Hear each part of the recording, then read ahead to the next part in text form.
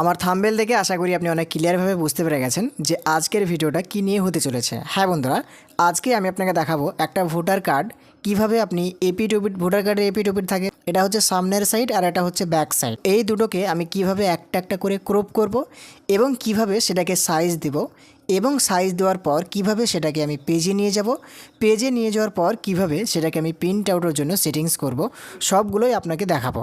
তো ভিডিওটা অনেক গুরুত্বপূর্ণ হতে চলেছে, এটা সবার জন্য উপকারী ভিডিওটা আপনি মনোযোগ দিয়ে আস্তে আস্তে দেখবেন। তো চলুন আজকের ভিডিওটা আমি শুরু করে দিই। প্রথমত আমি আপনাকে বলবো, ভোটার কার্ডের পিডিএফটা যখন আপনি ওপেন করবেন, ওপেন করার পরে দেখবেন এরকমভাবে আপনার ভোটার কার্ডটা ওপেন হয়ে থাকবে।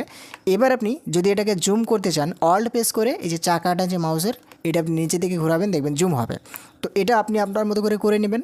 করে নেওয়ার পর এটাকে আপনি ক্রপিং করে নেবেন। প্রথমত এই দিকটা ক্রপ করবেন, তারপরে এই দিকটা ক্রপ করবেন। তো কিভাবে ক্রপ করবেন চলুন দেখিয়ে দিই। তো প্রথমত ক্রপ করার জন্য আপনাকে কি করতে হবে, টুলবারে চলে আসতে হবে।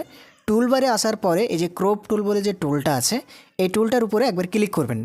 এইখানে ক্লিক করার পরে এবার আপনি উপরের দিকে লক্ষ্য রাখুন, দেখুন উইথ বলে লেখা আছে, পাশে একটা ঘর আছে, এবং হাইট বলে লেখা আছে, পাশে একটা ঘর আছে। তো ওই উইথ আর হাইট এগুলোকে আপনাকে কিছু দিতে হবে না।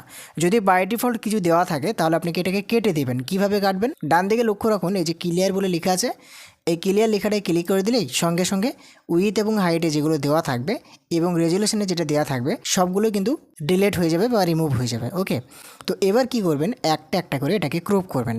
তো দেখুন ক্রপ টুলে সিলেক্ট করাই আছে। এবার আমি প্রথমের দিকটা মানে এই দিকটা ক্রপ করব, মানে সামনের দিকটা, ঠিক আছে, তারপরে এই দিকটা করব। তো এই দিকটা ক্রপ করার জন্য কি করতে হবে, প্রথমত এই যে কার্ডটা আছে দেখুন, এই কার্ডের মাথার দিকে মানে শুরুর দিকে এইখানে আপনি মাউসের বাঁদিকে সুইচটা প্রেস করে ড্রাগ করে ধরবেন, মানে প্রেস করবেন একবারে, টিপে ধরে আপনি নিচের দিকে এইভাবে নিয়ে আসবেন। নিচের দিকে নিয়ে আসার পরে কার্ডের যতটুকু অংশ ততটুকু টেনে আনবেন। আনার পর এবার ডান সাইডে যতটুকু অংশ আছে ততটুকু আপনি সুন্দরভাবে লাগিয়ে দেবেন। দেখুন হয়ে গেল। দেখুন এতটুকুই আমি নিব, তো এতটুকুই আমি সিলেকশন করলাম। এবার আপনি কি করবেন, যখন সিলেকশন হয়ে যাবে জাস্ট আপনি কিবোর্ড থেকে এন্টার প্রেস করতে পারেন, অথবা উপরের দিকে লক্ষ্য রাখুন এই যে টিক চিহ্নটার আইকন আছে, এইখানে ক্লিক করতে পারেন। তো আমি আপনাকে দেখানোর জন্য এই যে টিক চিহ্নটা আছে, টিক চিহ্নতে ক্লিক করে দিলাম। এবার কি হলো, যতটুকু আমি ক্রপ করেছিলাম ততটুকু কিন্তু সেভ হয়ে গেল, দেখুন কতদিনে সুন্দরভাবে। তো এবার আপনি যে কাজটা করবেন সেটা হচ্ছে জাস্ট আপনি কিবোর্ড থেকে কন্ট্রোল এল প্রেস করবেন একবার, মানে এর কোয়ালিটিটা একটু সুন্দর করার জন্য কিবোর্ড থেকে কন্ট্রোল এল প্রেস করবেন। কন্ট্রোল এল প্রেস করার পরে এরকম ধরনের লেভেলের একটা বক্স খুলবে আপনার সামনে। আপনি নিচের দিকে লক্ষ্য রাখুন, দেখুন এই জায়গাতে একটা পয়েন্ট আছে। তো এই পয়েন্টটা ধরে আপনি ডান দিকে হালকা করবেন, বেশি নয়, মোটামুটি 20 থেকে 25 করলেই হবে। এটা করবেন, করার পরে এখান থেকে ওকে করে দেবেন। দেখুন এটা করার পরে কী হলো, জিনিসটা একটু চকচক করছে, তাই না? এবার আপনি কি করবেন, জাস্ট এখান থেকে মুভ টুলে সিলেক্ট করে আপনি কিবোর্ডে চলে আসবেন। কিবোর্ডে আসার পর কিবোর্ডের যে অল্ট বাটনটি আছে ওটা প্রেস করে ধরে আপনি দুবার আই প্রেস করবেন। এই যে ট্রিক্সটা আমি আপনাকে দেখাচ্ছি, এটা একটা নতুন ট্রিক্স, এটাও আপনি দেখে নিন, শিখে নিন, পরবর্তীতে অনেক কাজে লাগবে। কিবোর্ড থেকে জাস্ট অল্ট প্রেস করে দুবার আই প্রেস করবেন যখন, এবার দেখবেন এরকম ধরনের ইমেজ সাইজের একটা বক্স আপনার সামনে চলে আসবে। এবার আপনি কি করবেন, এই যে ভোটার কার্ডটা আছে এই কার্ডের আপনি সাইজটা সিলেক্ট করে নেবেন, মানে এই যে সাইজটা হবে আর কি, এই সাইজটা আপনি খুবই সুন্দরভাবে সিলেক্ট করে নিতে পারবেন।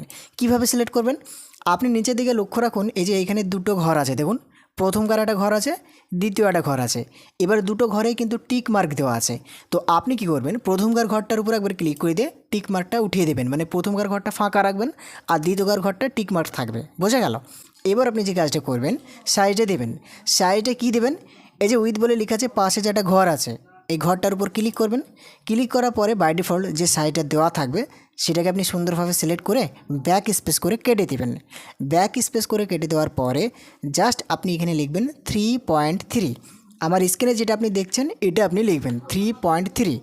এবার আপনি ডান দিকে লক্ষ্য রাখুন, এই যে এখানে দেখবেন সেন্টিমিটারে কনভার্ট করা থাকতে পারে, আপনি এখান থেকে ইঞ্চিতে কনভার্ট করবেন, ঠিক আছে? এটা যদি আপনার সেন্টিমিটারে কনভার্ট করা থাকে আপনি কি করবেন, ইঞ্চিতে কনভার্ট অর্থাৎ সিলেক্ট করবেন।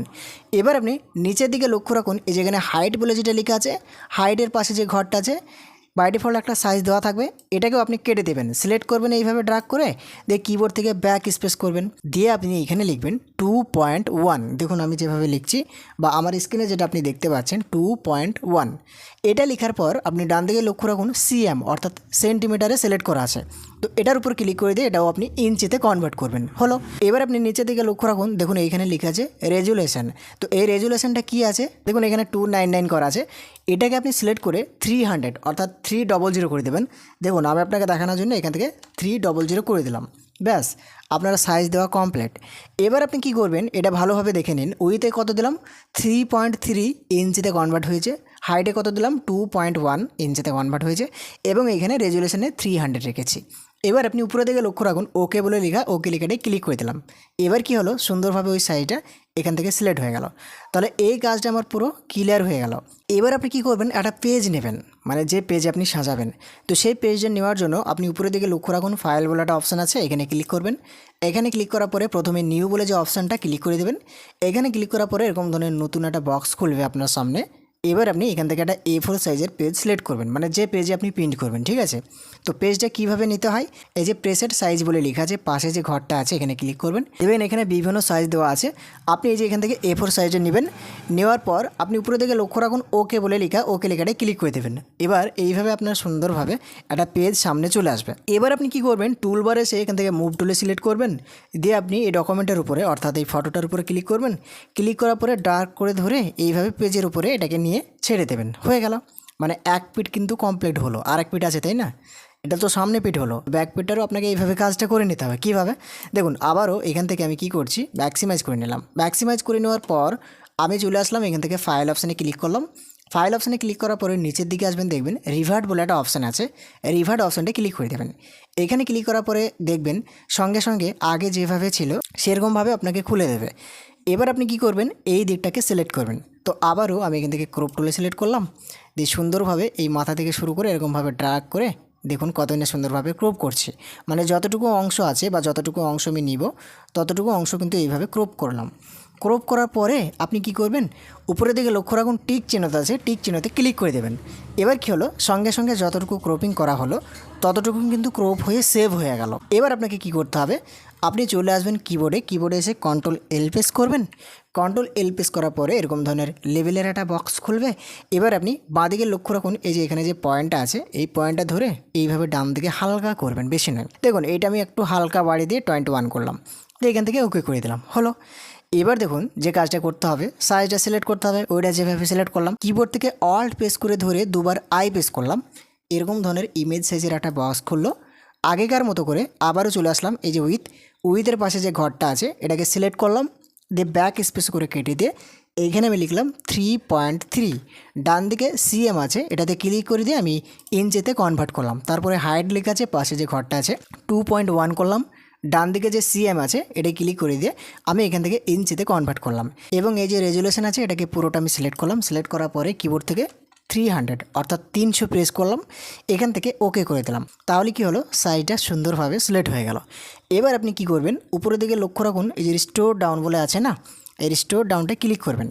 এখানে ক্লিক করার পরে আপনি এখান থেকে মুভ টুলে ক্লিক করবেন। দিয়ে আপনি এই ডকুমেন্টের উপরে অর্থাৎ ফটোকের উপরে ক্লিক করবেন। ক্লিক করার পরে ট্র্যাক করে ধরে এইভাবে পেজের উপরে নিয়ে আসবেন। তাহলে দুটো কিন্তু এপিট ওপিট চলে আসলো এই পেজের মধ্যে। এবার এটাকে সুন্দরভাবে সাজাবেন। তো কিভাবে সাজাবেন, এখান থেকে পেজটাকে ম্যাক্সিমাইজ করবেন। ম্যাক্সিমাইজ করে নেওয়ার পরে যে জিনিসটা নাড়াতে চাইছেন সেই জিনিসটার উপর ক্লিক করবেন। আমি যেহেতু এই জিনিসটা নাড়াবো এটার উপর ক্লিক করলাম। ক্লিক করে ড্র্যাগ করে ধরে এইভাবে উপরের দিকে নিয়ে আসলাম। তারপরে আমি এটাকে নাড়াবো, যার কারণে এর উপর ক্লিক করলাম। দিয়ে এটাকে ড্র্যাগ করে ধরে উপরের দিকে এইভাবে নিয়ে আসলাম। এবার আপনি কি করবেন, প্রথম কার্ডটাই বর্ডার দেবেন। বর্ডার দেওয়ার জন্য প্রথম কার্ডটায় ক্লিক করবেন। ক্লিক করার পরে এখান থেকে এডিট অপশানে ক্লিক করে দেবেন। এখানে ক্লিক করার পরে নিচের দিকে লক্ষ্য রাখুন স্ট্রোক বলে একটা অপশান আছে, ক্লিক করে দেবেন। এখানে ক্লিক করার পরে স্ট্রোকের একটা বক্স খুলবে, মানে চার সাইডে যে বর্ডার বা স্ট্রোক যেটাকে বলা হয় দেওয়া হয়। তো সেটা দেওয়ার জন্য এরকমভাবে স্ট্রোক খুলবে। এবারে যে কালার লেখা আছে কালারের পাশে যে ঘরটা আছে এখানে ক্লিক করবেন। এখানে ক্লিক করার পরে যে কালারটা আপনি দেবেন সেই কালারটা সিলেক্ট করবেন। সিলেক্ট করার পরে উপরের দিকে লক্ষ্য রাখুন ওকে বলে লেখা ক্লিক করবেন। ক্লিক করার পরে এরকম ধরনের আপনার সামনে আবার পুনরায় নিয়ে আসবে। আপনি এখান থেকে কতটা মোটা লাগাবেন, মানে বর্ডারটা কতটা মোটা হবে, কতটা বড় হবে, সেটা আপনি এখান থেকে সাইজে সিলেক্ট করবেন। আমি আপনাকে দেখানোর জন্য এটা 3 আছে 5 করে রাখলাম, ঠিক আছে, 5px। এবার এখান থেকে ওকেতে ক্লিক করে দিলাম। তাহলে কি হলো, সুন্দরভাবে চার সাইডে একটা 5px বর্ডার লেগে গেল। এটাও দিব, যার কারণে এটার উপর ক্লিক করলাম। এখানে ক্লিক করার পরে আপনি চলে যান এডিট অপশানে। এডিট অপশানে আসার পরে আপনি নিচের দিকে চলে আসুন। দেখুন স্ট্রোক বলে অপশান আছে, স্ট্রোক অপশানটা ক্লিক করে দিন। এইখানে ক্লিক করার পরে স্ট্রোকের একটা এরকম ধরনের বক্স চলে আসবে।